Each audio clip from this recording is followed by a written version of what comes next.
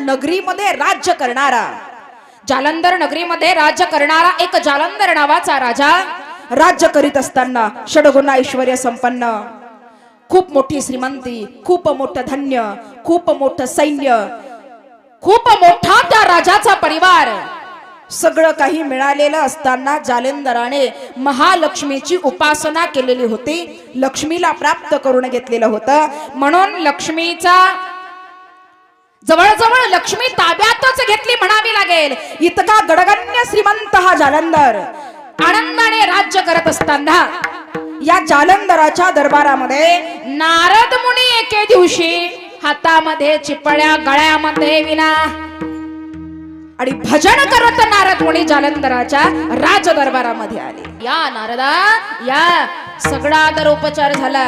हे सगळं राज्य बघत असताना नारदाने जालंधराला सांगितलं, राजा तुझ्या राज्यामध्ये कशाची कमी नाही. अरे सगळं आहे, सैन्य आहे, धनधान्य आणि संपत्ती आहे, अरे ऐश्वर्य आहे, एवढा मोठा राज दरबार तुझा. पण जालंधरा तुझ्या राज्यामध्ये एका गोष्टीची कमी आहे. जालंधराने विचारलं, काय कमी आहे? माझ्याकडे तर सगळंच आहे, एका गोष्टीची कमी आहे. म्हणे काय कमी आहे? अरे सगळं आहे. तुझ्याकडे जर सगळं असेल तर जगातील लावण्यवती सौंदर्यवती स्त्री सुद्धा तुझ्याकडेच असली पाहिजे. तुझ्या राज्यामध्ये रूपवान स्त्री तुझ्याकडे नाही, सौंदर्यवती स्त्री नाही. अरे तुझ्या या धनसंपत्तीला काय काम? अरे काय करायचं या ऐश्वर्याचं? जालिंधराने विचार केला, असं जगातील सौंदर्यवती स्त्री कोण आहे? कुणाशी बोलतोयस? कुणाबद्दल बोलतोयस? नारदाने सांगितलं, कैलासावरती आरूढ असणारे महादेव भोले शंकर, महादेव बडा सब देवन का बाबा, सगळ्या देवाचा देव असणारे महादेव भोले शंकर, या भोले शंकराची पत्नी पार्वती माता, या पार्वती सारखी सुंदर स्त्री जगात कुठे नाही आणि ती सौंदर्यवती तुझ्याकडे नाही, म्हणून तुझ्या ऐश्वर्याला किंमत नाही. सध्याच्या भाषेत बोलायचं झालं तर जालंधराचा इगो हर्ट झाला. इगो. ते जालिंधर म्हणला, अरे नारदा काय बोलतोयस? लगेच आणणार. नारद म्हणला, महादेव देईल असं वाटतंय तुला? सोप्यात सोपं. ते म्हणला, नाही दिली तरी मी बोढून आणणार, पण पार्वती माझ्या राज्यामध्ये आणणार म्हणजे आणणार. आपल्या युगातला नियम आहे, परस्त्री माते समान जाणं. जालिंधर निघाला. पाप आहे की पुण्य आहे या गोष्टीची पर्वा न करता जालिंधर खूप मोठं सैन्य घेऊन निघाला. पण सैन्य घेऊन जाण्याच्या आधी जालिंधरांनी विचार केला, पूर्व सूचना दिलेली बरी. महादेवाकडे निरोप पाठवला आणि महादेवाला सांगितलं, हे शंकरा, हे भोलेनाथा, हे कैलासनाथा, तुमच्याकडे आमच्या राजांचं मागणं आहे. जालिंधराने सांगितलंय की तुमची पार्वती जालिंधराला मिळाली पाहिजे. युद्ध नको असेल तर पार्वती गुपचूप आमच्या सोबत पाठवा. महादेवाने सांगितलं, अरे तुम्हाला वाटतंय तरी काय पार्वती येईल? अरे जा, आले तसे रस्त्याने. सैन्य परत आलं. जालिंधराला सांगितलं, म्हणे बाबा पार्वती देत नाही. चला, सैन्याला सुरुवात झाली, युद्धाला सुरुवात झाली. सैन्य घेऊन जालिंधर लढण्यासाठी महादेवाच्या कैलासावर आला. जोरात युद्ध सुरू झालं.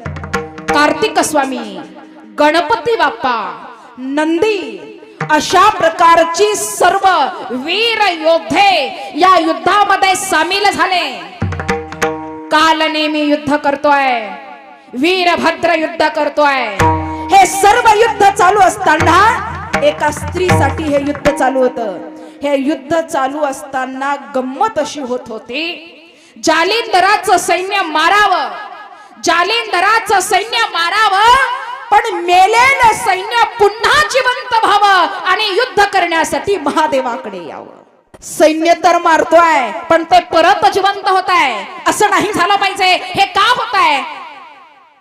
आणि नंतर लक्षात आलं, शुक्राचार्य नावाचे जे आहेत ना, हे शुक्राचार्य संजीवनी औषध या सैनिकांना पाजतायत आणि त्या औषधीमुळे मेलेलं सैन्य परत जिवंत होत आहे आणि लढायला येत आहे. महादेवाने एक स्त्री निर्माण केली. त्या स्त्रीचं नाव होतं कृत्या.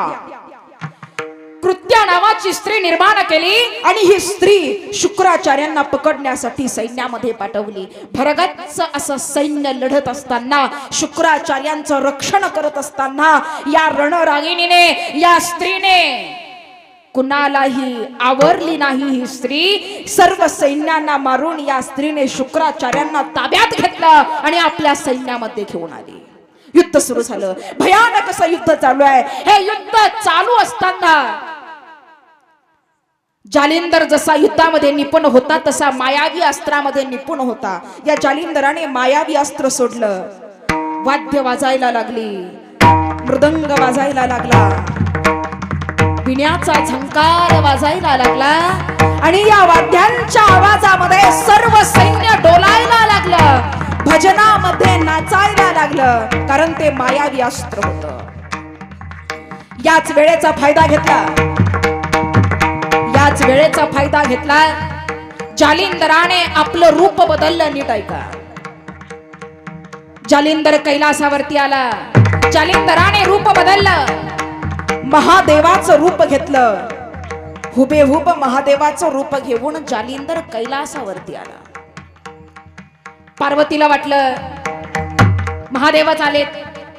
महादेव आले म्हणून पार्वतीने स्वागत केलं. या बसा. झाली युद्धाची समाप्ती. संपलं युद्ध.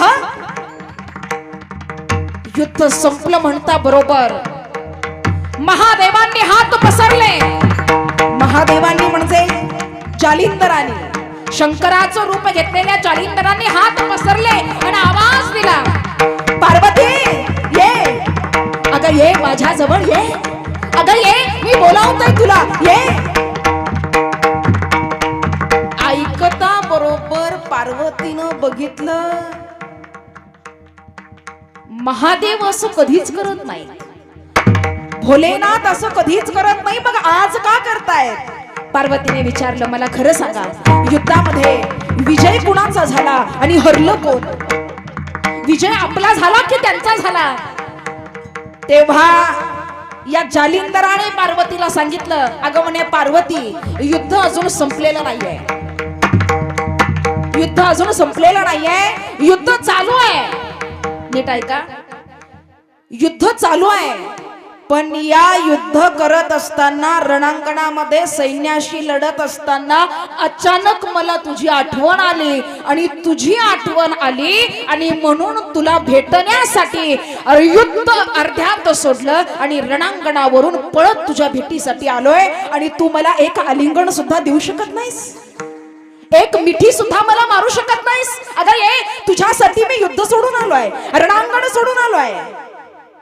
पार्वतीने विचार केला, रणांगणामध्ये लढत असणाऱ्या वीराला स्त्रीची आठवण येणं आणि स्त्री विषयी काम वासना उत्पन्न होणं, तो योद्धा असूच शकत नाही.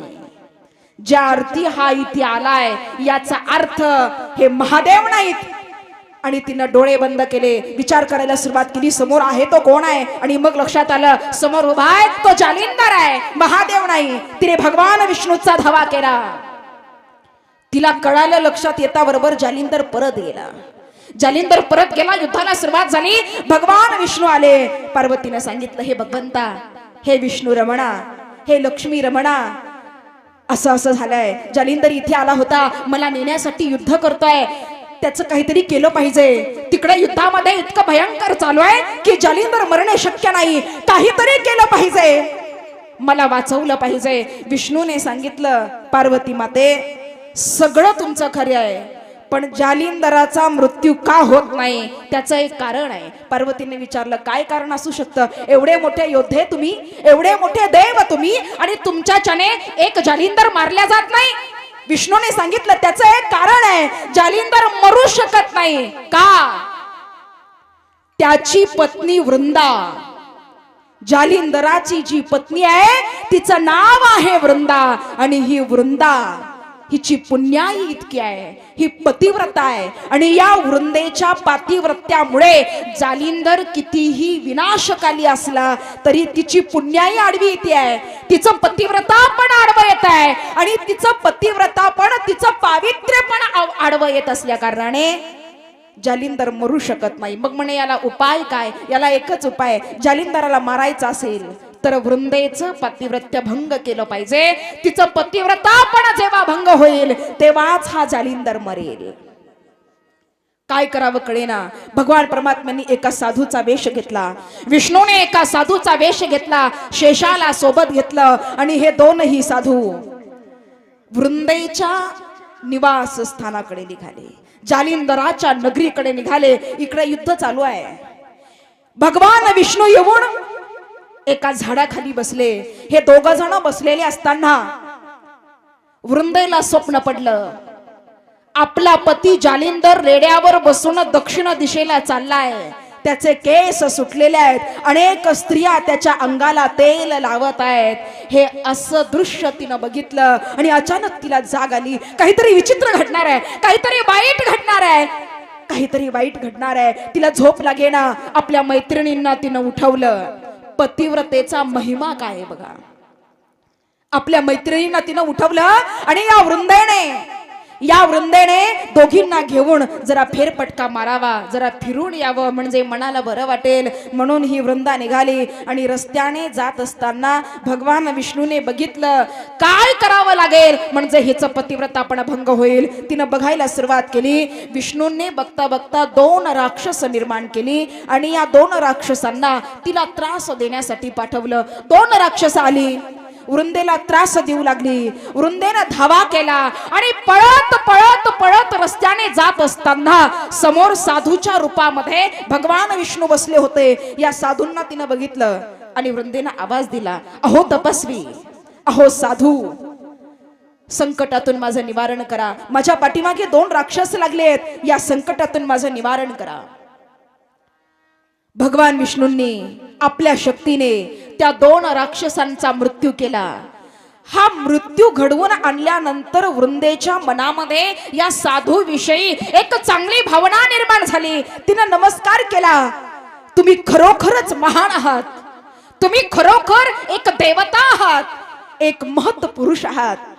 दर्शन घेतलं वृंदेनं आणि तिनं भगवान विष्णूंना विचारलं, हे साधू, माझे पती तिकडे युद्ध करत आहेत, महादेवाशी त्यांचं युद्ध चालू आहे, खूप दिवस झाले ते आलेले नाही आहेत, तर त्या युद्धामध्ये आता काय घडलंय तुमच्या दिव्य शक्तीने बघा आणि मला माझ्या पतीची खबर, माझ्या पतीची बातमी माझ्यापर्यंत पोहोचवा.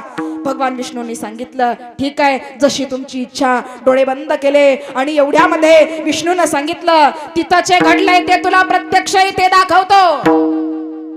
विष्णूंनी निर्माण केलेले 2 वानर समोरून आले. एका वानराच्या हातामध्ये जालिंदराचं शिर म्हणजे मस्तक आणि एकाच्या हातामध्ये जालिंदराचं शरीर. एकाकडे धड, एकाकडे शिर. हे 2ही देह घेऊन वृंदेच्या समोर आले. रक्त बंबाळ झालेलं शरीर टाकलं आणि विष्णूने सांगितलं, हेच सत्य आहे, हेच सत्य आहे. युद्धामध्ये जालिंदराचा मृत्यू झालाय आणि हेच सत्य आहे. वृंदेनं सांगितलं, नाही, असं होऊ शकणार नाही. माझ्या पतीशिवाय मी जगायचं कसं, माझ्या पतीशिवाय मी जगायचं कसं. हे साधू, तुम्ही अलौकिक आहात, तुमची शक्ती विलक्षण आहे. एक काम करा, माझ्या पतीला जिवंत करा. हात जोडते तुमच्या पुढे, माझी पुण्याई पणाला लावते, पण माझ्या पतीला जिवंत करा. आणि भगवान विष्णूंनी ते शरीर तिच्यापासून लांब नेलं आणि त्या शरीरामध्ये भगवान विष्णूंनी स्वतः जालिंदराचं रूप घेतलं. ऐका, स्वतः जालिंदराचं रूप घेतलं आणि भगवान विष्णू वृंदे समोर आले. हुबेहूब जालिंदर वृंदे समोर आले. वृंदेनं आपल्या मेलेल्या पतीला जिवंत झालेलं बघितलं. आनंद झाला वृंदेला, माझे पती परत आले. तिनं हात पसरले. भगवान विष्णूंनी तिच्याकडे बघितलं. जालिंदराच्या रूपामध्ये या विष्णूने हात पसरले. वृंदे, अगं ये, युद्ध करून आलोय तुला भेटायला, ये. पतीच्या दुःखाने शोकित झालेली ही पतिव्रता स्त्री पळत गेली आणि भगवान परमात्म्याला आपला पती समजून तिनं मिठी मारली. जालिंदर समजून या वृंदेने मिठी मारली. मिठी मारता बरोबर परपुरुषाला स्पर्श जरी झाला ना, परपुरुषाला स्पर्श जरी झाला ना, तरी पतिव्रता पण भंग होत. या वृंदेनं मिठी मारली आणि भगवान विष्णूला जे करायचं होतं ते काम साध्य झालं. या मिठीतून जेव्हा ते सुटले तेव्हा भगवान परमात्म्याकडे वृंदेनं बघितलं. थोडासा संशय आला. बघता बरोबर भगवान विष्णूंनी आपलं रूप धारण केलं. पतिव्रता पण भंग झालं. शंख चक्र गदाधरी भगवान विष्णू वृंदेसमोर उभे होते. वृंदेनं बघितलं आणि तिला राग आला. वृंदेनं बघितलं, तिला राग आला. हे विष्णू, हे विष्णू, तुम्हाला काहीच वाटलं नाही माझ्यावरती मला स्पर्श करताना, एका परस्त्रीला हात लावताना तुम्हाला काहीच वाटलं नाही. तुम्ही हे जे केलंय, हे विष्णू, तुम्ही हे जे केलंय ना, रागा रागामध्ये वृंदेनं भगवान विष्णूला शाप दिला. तुम्ही माझ्या सोबत जे केलंय ना, त्याचा अभिशाप म्हणून पुढच्या जन्मामध्ये जे 2 राक्षस माझ्याकडे तुम्ही पाठवले, तेच 2 राक्षस तुमची स्त्री पुढच्या जन्मामध्ये पळवून नेतील, तुमच्या पत्नीला पळवून नेतील. आणि तिला सोडवण्यासाठी ज्या वानरांना तुम्ही जालिंदराचं शिर घेऊन माझ्याकडे पाठवलं, अशा वानरांचीच तुम्हाला सोबत घ्यावी लागेल आणि नंतर तुम्हाला युद्ध करावं लागेल. हा अभिशाप वृंदेनं दिला. आणि वृंदेनं ठरवलं, माझ्या पतिव्रतापण भंग होण्याने माझ्यामध्ये जी पवित्रता राहिलेली नाहीये, ती पवित्रता मात्र कायम राहिल्या गेली पाहिजे. तिच्या मनामध्ये राग येऊ लागला आणि या रागामध्ये तिनं जीवन संपवण्याचा निर्णय घेतला. या वृंदेनं जीवन संपवण्याचा निर्णय घेतला. आता मी मरणार. अग्नीचा दाह केला. या अग्निदाहामध्ये ती वृंदा उभी राहिली आणि या वृंदेचं जीवन तिने अग्निदाहामध्ये संपवलं. या शरीराची राख झाल्यानंतर भगवान विष्णू तिथे उभी राहिले, खाली बसले, डोळ्यातनं अश्रू आले आणि माझ्या भगवान परमात्म्याने वृंदेकडे बघितलं आणि आवाज दिला, हे वृंदे, आयुष्यभर जी तुझी पुण्याई आहे, हे जे तुझं पतिव्रतापण आहे, या पतिव्रतापणासाठी मी विष्णू म्हणून तुला सांगतोय, देव म्हणून मी तुला सांगतोय, तुला काही मागायचं असेल तर माझ्याकडे माग. वृंदेनं सांगितलं, देवा, मला जर तुम्हाला द्यायचं असेल, कारण मी भगवंताला मानते, कारण मी भगवंताची भक्त आहे, तुम्हाला जर मला द्यायचं असेल तर एक द्या. आता मी मेल्यानंतर या ठिकाणी एक वृक्ष निर्माण होईल. एक वृक्ष निर्माण होईल. या वृक्षाचं नाव असेल तुळशी.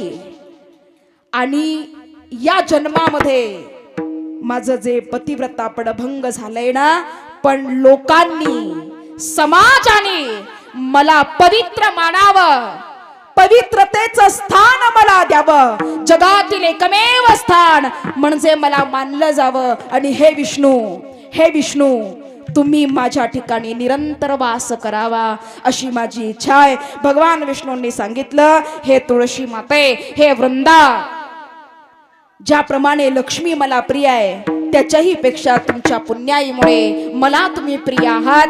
तुमच्या या तुळशीमध्ये माझं वास्तव्य निरंतर राहील आणि जगातील प्रत्येक व्यक्ती या तुळशीला पवित्र असं मानल्या जाईल.